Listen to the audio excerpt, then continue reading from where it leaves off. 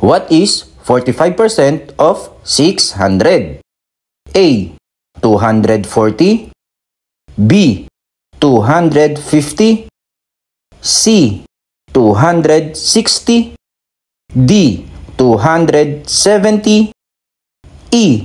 280.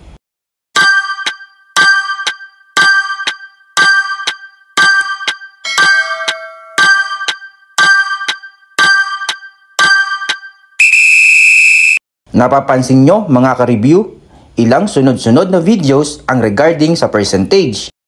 Yan ay para masanay tayo na makuha ang solutions at maging familiar dito. Kasi ang math problem ay parang crush mo. Kung hindi mo makuha, titigan mo na lang. Hey! Ang math problem ay hindi lang about memorizing the formulas. It's about familiarizing solutions. Kaya, ilang sunod-sunod na videos ang ginawa natin regarding sa percentage dito sa Learn with Earl's Review channel.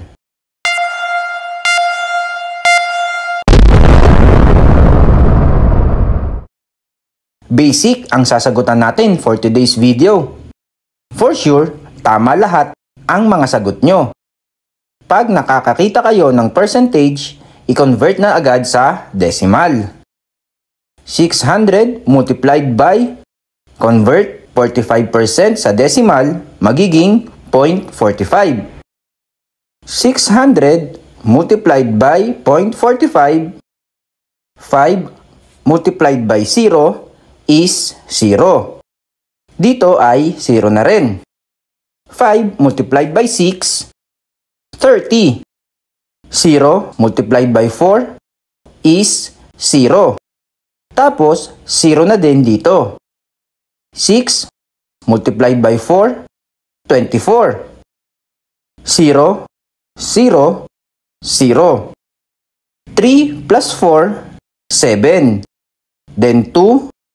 Dahil 2 decimals ito, 2 decimals din tayo dito. Matitira na lang ay 270. Kaya, ang sagot natin ay D, 270. Bago tayo magtapos, pasalamatan ko lang ang mga ka-review natin na walang sawang sumusuporta. Sa TikTok, na may 5,267 na followers. Sa Facebook, 58 na followers. At sa YouTube na may 1,068 subscribers. Please, comment kung saan lugar kayo para ma-shoutout ko kayo sa mga susunod natin na videos.